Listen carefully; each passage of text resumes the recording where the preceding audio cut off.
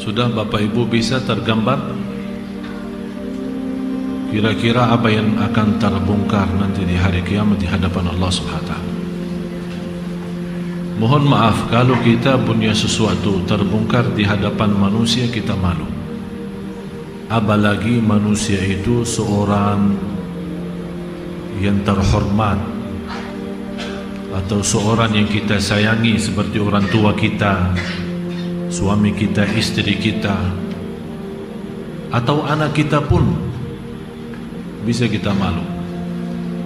Padahal manusia semuanya tidak terlepas dari salah dan dosa. Bagaimana kalau kita terbongkar persoalan itu di hadapan Allah SWT? Ada para malaikat, ada para rasul, para nabi, dan miliaran manusia yang kita tidak tahu jumlahnya. Batas jumlah makhluk Allah kita tidak tahu. Dan yang lebih luar biasa, akan Allah taniakan kita di hadapan seluruh makhluknya. Apa yang kita bisa jawab?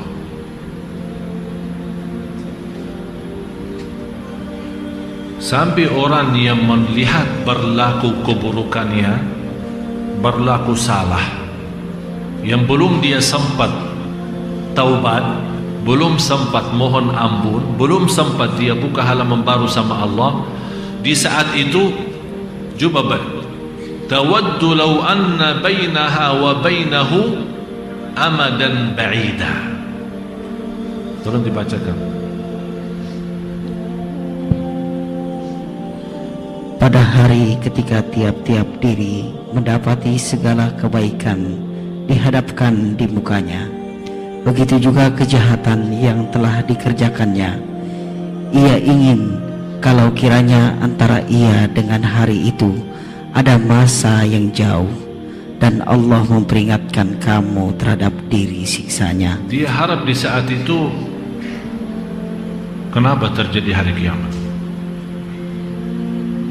Semoga di antara saya dan hal yang saya sudah lakukan ada masa yang lebih jauh. Artinya dia mengharapkan dengan kata itu tidak bertemu lagi, tidak terbongkar. Oleh karena itu jamaah sekalian, saya menasihati ada satu hal sangat penting sekali untuk kita semua. Coba buka ayat surah 68.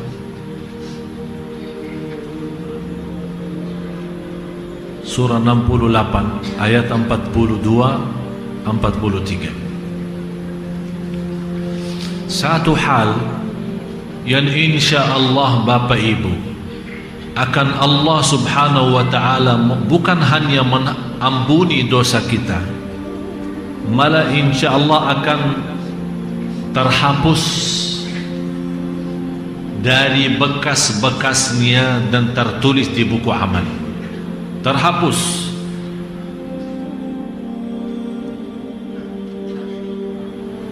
Yawma yukshafu an saqin wa yud'auna ila as-sujudi wa hum fala yastati'un. Coba baca. Pada hari betis disingkapkan dan mereka dipanggil untuk bersujud, maka mereka tidak kuasa. Begitu munculnya Allah Subhanahu wa ta'ala menghadapi makhluk-makhluknya untuk mulai dihisab. Orang yang selama di dunia menikmati sujud, akan dengan mudah dia akan bersujud begitu melihat Allah Subhanahu wa ta'ala. Tapi selain itu ada sekelompok yang mereka diperintahkan sujud, diajak sujud, tapi dia tidak bisa bersujud. Kenapa tidak bisa? Alasannya di ayat selanjutnya 43. Khashi'atan absaruhum tarhaquhum dhillah.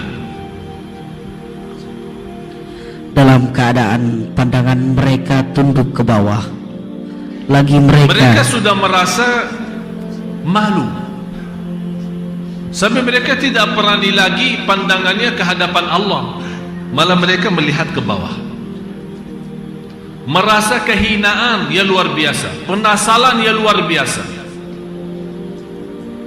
Padahal mereka selama di dunia sangat mengharapkan melihat Allah. Tapi begitu sudah peristiwa terjadi dan Allah subhanahu wa ta'ala menghadap semua makhluknya, ini kelompok ini tidak bisa lihat, tidak berani pandangannya mata di hadapan Allah subhanahu wa ta'ala. Karena mereka apa? Sebabnya apa? Kehinaan dan penyesalan yang dirasakan oleh mereka. Allah sudah jelaskan alasannya mereka. Sesungguhnya mereka dahulu di dunia diseru untuk bersujud dan mereka dalam keadaan sejahtera, dalam keadaan sehat, dalam keadaan baik, dalam keadaan lancar, tidak punya masalah, tidak punya apa-apa. Diajak bersujud, nikmati sujud, tapi ternyata mereka tidak menggunakan sujud itu dengan baik. Mohon maaf kalau kita duduk menonton TV, berita maupun sinetron, tidak pernah bosan berjam-jam kita di hadapan TV. Tapi jujur saja, begitu saya di masjid melihat beberapa orang dari jamaah salat, sunnah qabliyah maupun ba'diyah, salatnya itu tidak melebihi 5 menit.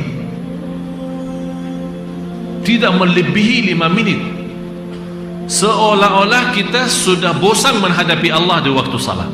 Karena di saat kita salat menghadapi Allah subhanahu wa ta'ala, ini bersisnya gambar kita saat kita menghadapi Allah waktu salat, nanti akan juga hadapi Allah waktu hari kiamat. Tapi bedanya apa? Yang menikmati walaupun pandangan matanya di waktu salat melihat ke bawah, tambatnya sujud, bukan karena dia malu sama Allah, tapi karena dia mencintai Allah dan dia berdiri dengan rasa hormat mengagungkan Allah. Oleh karena itu dia tidak mau pandangannya sibuk kanan kiri, hanya menghormati kehadiran Allah di hadapannya. Oleh karena itu sepanjang salat dia nikmati Allah lagi di hadapannya. Begitu dia sujud, yang namanya Fir'aun, faqala ana rabbukumul a'la, aku Rabb kalian yang paling tinggi. Ini kata siapa? Fir'aun. Tapi coba bayangkan apa kata Allah kepada Nabi Musa dan Harun. Ini padahal kejahatan Fir'aun luar biasa. Faqala ana rabbukumul a'la, sebagaimana penjelasannya di suratul Nazi'at, aku Rabbmu yang tertinggi, kata Fir'aun kepada kaumnya. Allah mengutuskan Nabi Musa dan Nabi Harun.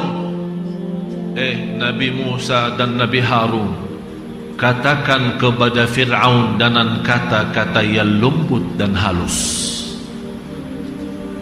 supaya dia sadar dan ingat. Padahal perkataannya Fir'aun menjadi bukan dosa besar lagi, dosa besar yang tertinggi. Tidak pernah di dunia ini, di bumi, ada seorang yang berani berkata ana rabbukumul a'la, saya Rabb kalian yang tertinggi. Hanya Fir'aun. Iblis, yang namanya Iblis, tidak pernah berkata seperti itu. Malah Iblis sendiri waktu Allah mengusirkan dari rahmatnya, apa dia bilang? Fabi'izzatika, dia kembalikan dengan agunganmu ya Allah. Dia sendiri Iblis berkata begitu, saya akan goda anak Adam. Masih dia berkata agunganmu ya Allah. Fabi'izzatika, dengan kemuliaan dan keagunganmu ya Allah, bagimu ya Allah. Tapi Fir'aun, ana rabbukumul a'la. Tapi coba lihat kebesaran sayangnya Allah, mengutuskan Nabi Musa dan Harun, katakan faqula lahu qawlan layyinan la'allahu yatadhakkaru aw yakhsha, berkatalah dengan kata yang lembut, barangkali Allah dengan kelembutan kata Nabi Musa dan dakwahnya, Allah buka hati Fir'aun itu. Padahal Bapak Ibu yang luar biasa, Allah Maha tahu di dalam takdirnya Fir'aun tidak akan beriman. Tapi kenapa Allah menyuruh Nabi Musa dan Harun membalas kata Rabbukumul A'la dengan kata yang lembut? Ini menjadi pelajaran bagi kita. Apalagi Allah bagi orang muslim, bagi orang mukmin yang selalu dalam sujud, dia berkata Subhana Rabbiyal A'la, bukan sebagaimana kata Fir'aun Ana Rabbukumul A'la. Malah terbalik, kita membesarkan Maha Suci Engkau ya Allah yang Maha Tinggi. Oleh karena itu, tidak ada nikmat dalam sebuah ibadah sebagaimana lezatnya sujud. Orang yang tidak bisa merasakan lezatnya sujud, wallahi dia bodoh, belum tahu apa hakikatnya ibadah, apa hakikatnya salat. Sungguh lezatnya sujud menjadi salah satu kenikmatan dan rahasia, karena Allah memberikan muka yang mulia, tapi kita rindahkan wajah kita karena Allah. Dan di dalam sujud kita sebutkan Maha Suci Engkau ya Allah yang Maha Tinggi, Subhana Rabbiyal A'la.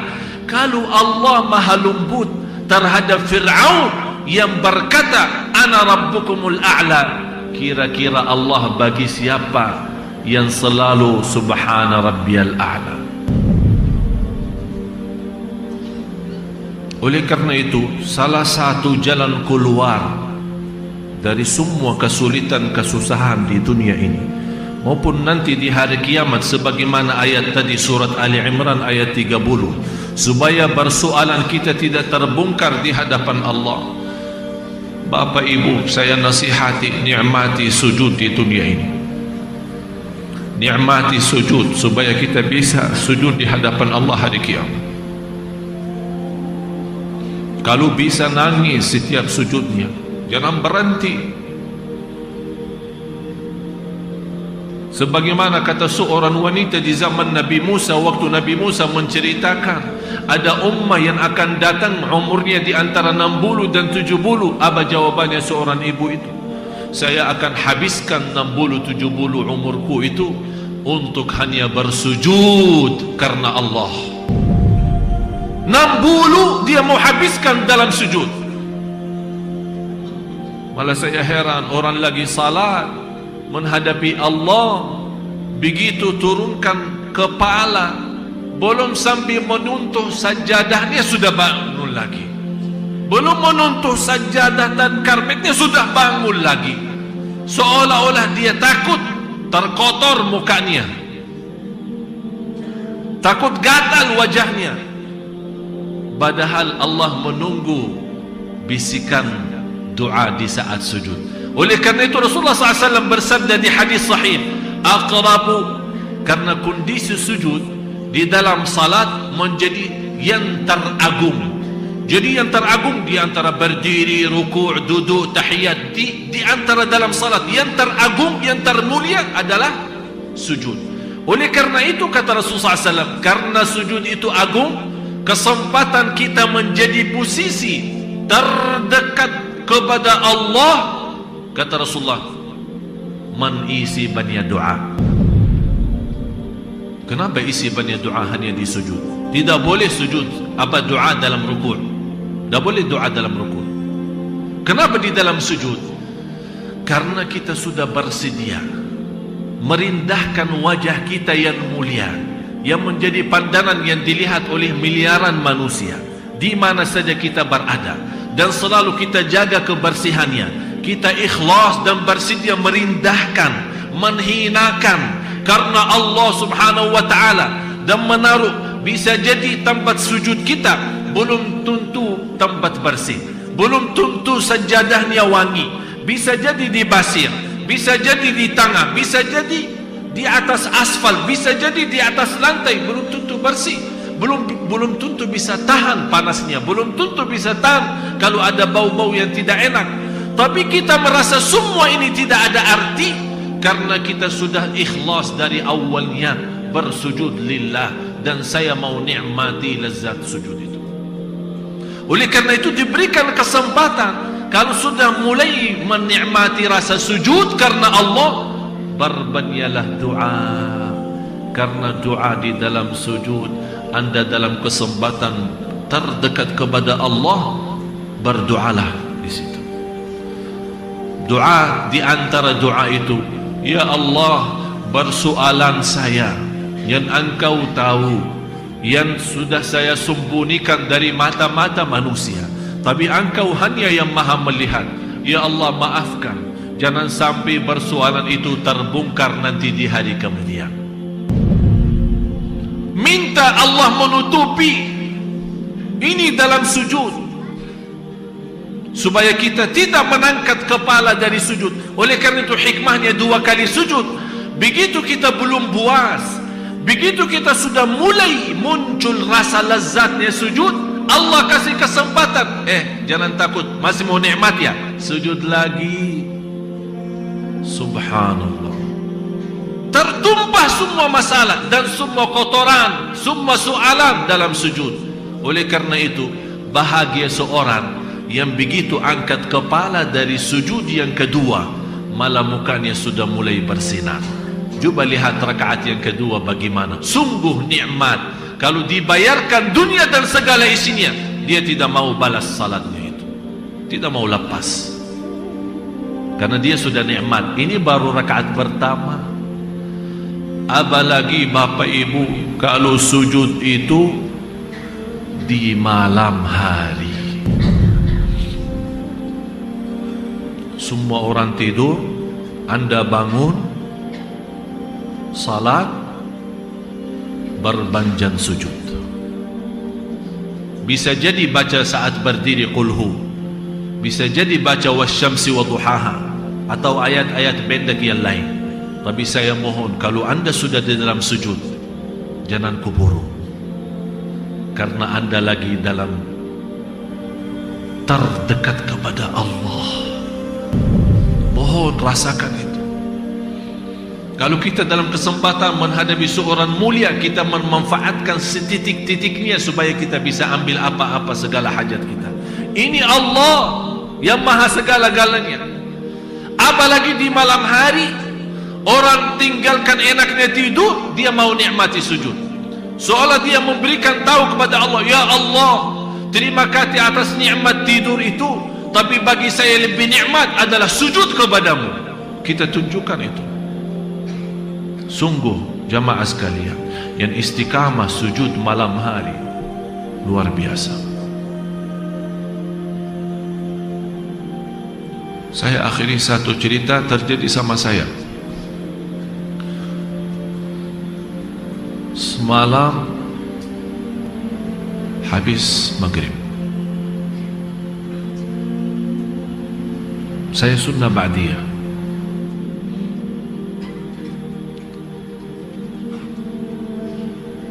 Tiba-tiba saat saya, karena saya sibuk bersiapan ceramah ciri-ciri hari kiamat, begitu saya di sunnah ba'diyah sujud, saya tidak merasa diri. Yang terbayang selama sujud hanya hari kiamat.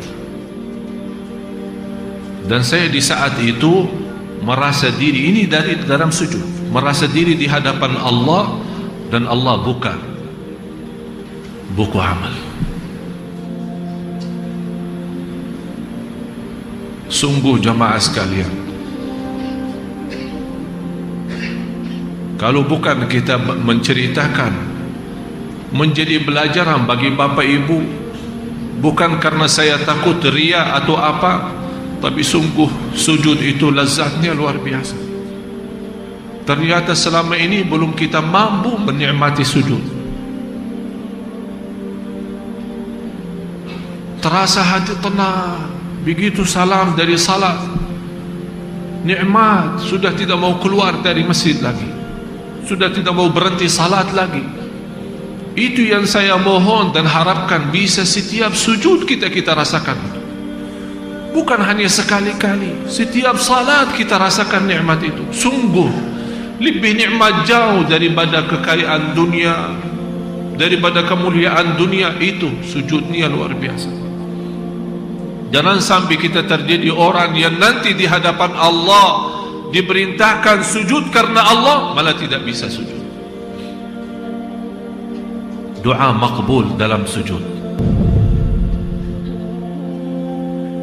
Dan pernah kita bahas di surat Az-Zumar, salah satu rahasia ilmu orang yang senantiasa bersujud kepada Allah, langsung transferannya ilmu dari Allah SWT. Mudah-mudahan Allah buka hati Bapak Ibu semua yang hadir supaya bisa menikmati sujud. Saya yakin Anda kalau betul-betul berjuangkan, berusaha semaksimal mungkin nanti malam ini, nanti malam supaya hari Kamis, karena setiap hari Kamis terbuka amal kita, buku amal terbuka setiap hari Senin Kamis, dan Allah mengampuni semua yang terlihat bukunya kecuali dua orang yang saling marah dan saling tidak memaafkan, saling terputus silaturahimnya. Dalam kesempatan supaya nanti pagi hari saat terbuka amal kita, di antaranya tertulis oleh malaikat malamnya sudah lazat sujud. Itu yang saya harapkan. Jangan sampai terbuka buku amal kita besok pagi sudah tertulis sebelumnya malam ini ada tertulis sudah mendapatkan lazatnya sujud. Mudah-mudahan Allah kuatkan dan buka hati Bapak Ibu semua. Marilah kita sama-sama berdoa.